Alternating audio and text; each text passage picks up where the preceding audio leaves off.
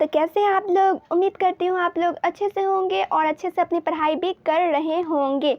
So finally वो दिन आ गया है। आज से मैं आप लोगों को उर्दू पढ़ाऊँगी अपने चैनल पे।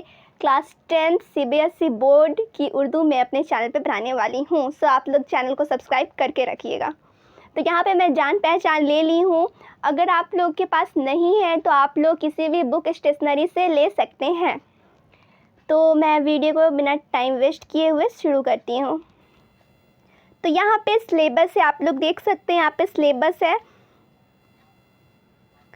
सो सिलेबस मैं आप लोगों को दूसरे वीडियो में बताऊँगी कि क्लास 10th में क्या क्या आता है, कौन से चैप्टर्स आए, कितने मार्क्स के क्वेश्चंस आएंगे, उर्दू क्वाइद में क्या आएगा, ये सब मैं आप लोगों के लिए दूसरा वीडियो बना दूँगी।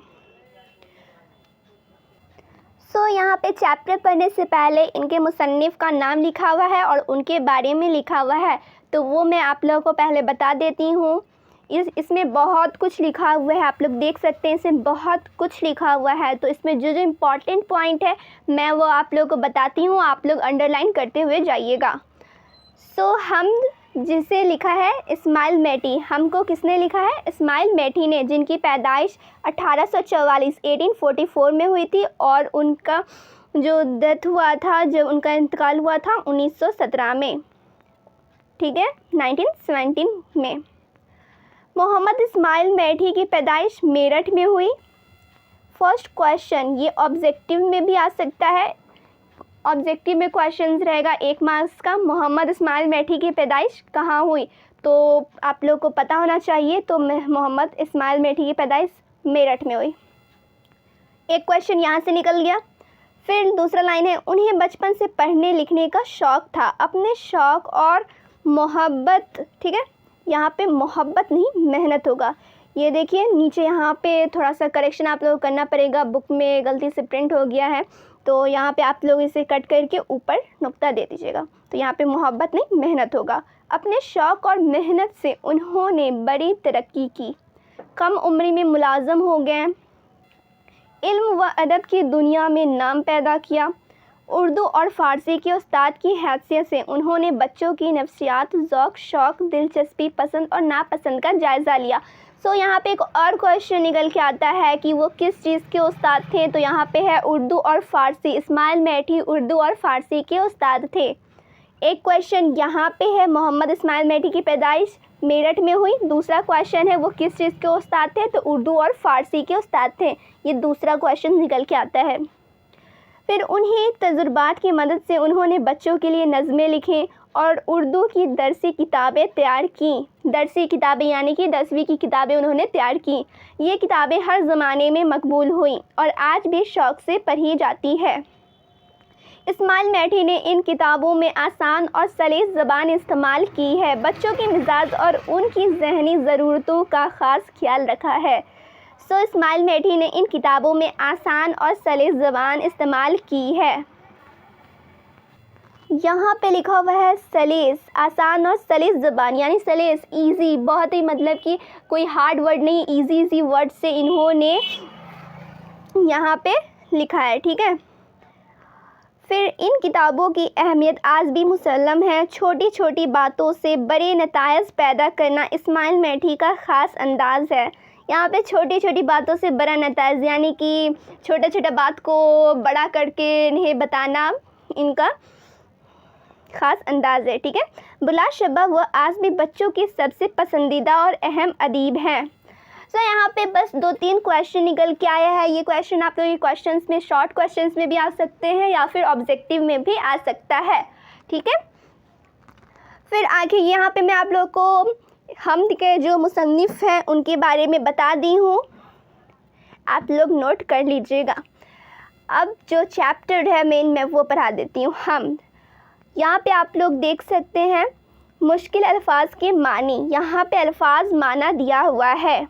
जो बीच में आप लोग जो पढ़ेंगे, ये सब पैराग्राफ में पढ़ेंगे, इसमें जो हार्ड वर्ड है उसका यहाँ पर मानी दिया हुआ है। खुशनुमा, अच्छा दिखाई देने वाला, खूबसूरत, खिल्लत, कीमती लिबास जो किसी बादशाह या अमीर की जानिब से किसी को अज़ज़ के तौर पर दिया जाए उसे खिल्लत कहते हैं।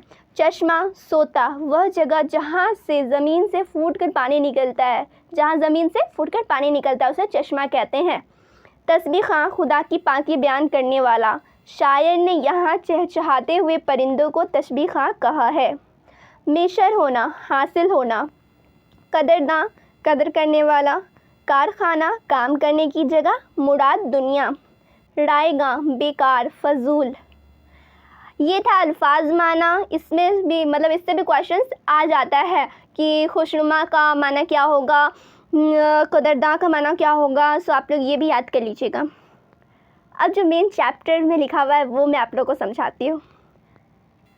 तारीफ़ उस खुदा की जिसने जहाँ बनाया, कैसी ज़मीं बनाई, क्या आसमां बनाया। मिट्टी से बेल बूटे क्या खुशनुमा उगाए, पहना के सब्ज़ खिलत उनको जवां बनाया।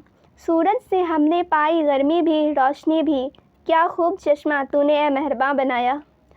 आप लोग देखिए यहाँ पे खिलत, खुशनुमा, यहाँ पे जो अल्फाज माना में है उसका यहाँ पे दिया हुआ है। यानी कि जो भारी भारी वर्ड है इसमें जो आप लोग को दिख रहा है, जो समझ में नहीं आएगा आप लोग अल्फाज माना में देख लीजिएगा उसका माना क्या होता है, ऐसे याद कर लीजिएगा सो सही रहेगा आप लोगों के लिए। यहाँ पे ये सब दिया हुआ है पूरा पैराग्राफ, इसे मैं पढ़ के बता दी हूँ, उसे तशरीह करना है तो तशरीह में बताती हूँ आप लोगों को। शायर इस्माइल मैठी कहते हैं कि हमें खुदा की तारीफ़ करनी चाहिए कि जिसने ये दुनिया बनाई, कैसी ज़मीं बनाई और क्या आसमां बनाया है। इस दुनिया में और आसमान को कोई और नहीं बना सकता।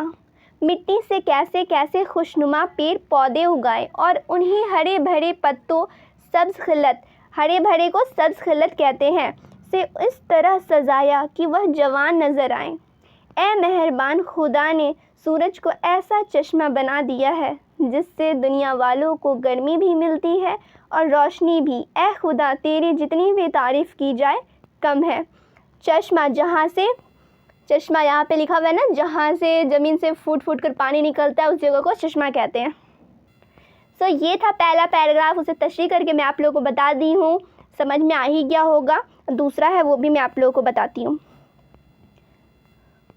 ये प्यारी प्यारी चिड़ियाँ फिरती हैं जो चहकती, कुदरत ने तेरी इनको तस्बीह खां बनाया। रहमत से तेरी क्या क्या है नेमतें मेशर, इन नेमतों को तुझको है कदरदां बनाया। हर चीज़ से है तेरी कारीगरी टपकती, ये कारखाना तूने कब रायगां बनाया। अब इसे भी तशरीह करना है तो इस्माइल मैठी कहते हैं कि ए खुदा तूने कैसे प्यारे प्यारे परिंदे बनाए, जब वह चहकते हैं तो लगता है सभी तेरे गुण गाते हैं। ए खुदा तूने अपनी रहमत से कैसी कैसी नेमतें हमें अता की हैं, तू ही इन नेमतों की कद्र जानता है। ए खुदा तूने अपनी रहमत से कैसी कैसी नेमतें हमें अता की हैं, तू ही नेमतों की कद्र जानता है। ए खुदा तूने इस जहां में इस कायनात में जो कुछ भी बनाया है उससे तेरी कुदरत व कारीगरी ज़ाहिर होती है। शायर ने इस मिसरे में दुनिया को एक कारखाना करार दिया है और फिर कहा है कि इस कारखाने में कोई चीज़ बेकार या फजूल नहीं, हर शे कार आमद और मुफीद है। सो ये था हमारा क्लास 10th उर्दू का फर्स्ट चैप्टर। उम्मीद करती हूँ आप लोग को समझ में आ गया होगा। अब मैं आप लोगों को क्वेश्चन आंसर करा देती हूँ। नीचे में दिया हुआ है सवाल व जवाब, यहाँ पे 4 क्वेश्चन दिया हुआ है, चारों मैं आप लोग को समझा देती हूँ, आप लोग इसे नोट कर लीजिएगा। और नीचे देखिए अमली काम दिया हुआ है, ये सब करना ज़रूरी नहीं है, ये सब वेस्ट ही है। आप लोग ये क्वेश्चन कर लीजिएगा, चारों क्वेश्चन कर लीजिएगा, इनफ है। तो यहाँ पे सवाल नंबर 1 में है, शायर ने बेल बूटों को मिट्टी से उगाया हुआ क्यों कहा है। जवाब है मिट्टी से पेड़ पौधे उगते हैं और उन पर बेल बूटे फूल फल लगते हैं, इसलिए शायर ने खुदा की कुदरत को ज़ाहिर करने के लिए कहा कि मिट्टी से खुदा ने किस कदर खुशनुमा बेल बूटे उगाए हैं। ये आप लोग खुद से भी कर सकते हैं। अगर चैप्टर आप लोग को समझ में आया होगा तो आप लोग सवाल का जवाब खुद से बनाकर लिख सकते हैं। मैं ऐसे बता दी हूँ, यहाँ पे आप लोग को एक आइडिया मिल जाएगा कि किस तरह से लिखना है। ऐसे आप लोग खुद से बना के लिख लीजिएगा अगर आप लोगों को चैप्टर समझ में आया होगा तो। फिर सवाल नंबर 2 है, सूरज को चश्मा क्यों कहा गया है? जवाब, चश्मा उस जगह को कहते हैं जहाँ ज़मीन से फूटकर पानी निकलता है। इसी तरह हर सुबह सूरज तलु होता है तो उससे रोशनी और हरारत फूटती है। गोया सूरज रोशनी और हरारत का चश्मा है। सवाल नंबर 3, चिड़िया खुदा की तस्बीह कैसे करती है? जवाब में है, चिड़िया जब चहचहाती हैं तो शायर तसव्वुर करता है, तसव्वुर इमेजिन करता है वो, कि ये खुदा की हम्द व सना कर रही हैं, उसकी पाकी बयान कर रही हैं। सवाल नंबर 4, आखिरी शेर में कारखाने से क्या मुराद है? आखिरी शेर में कारखाने से मुराद दुनिया है।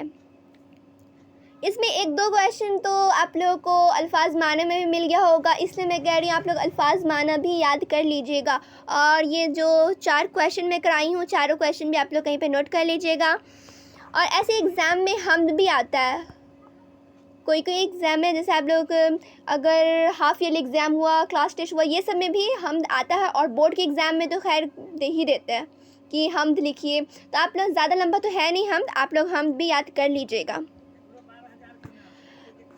फिर मिलती हूँ दूसरे वीडियो में, जब तक अपना ख्याल रखें और अच्छे से अपनी पढ़ाई करते रहें। कहीं कुछ समझ नहीं आया तो आप मुझसे पूछ लीजिएगा, मैं आप लोगों को बता दूँगी।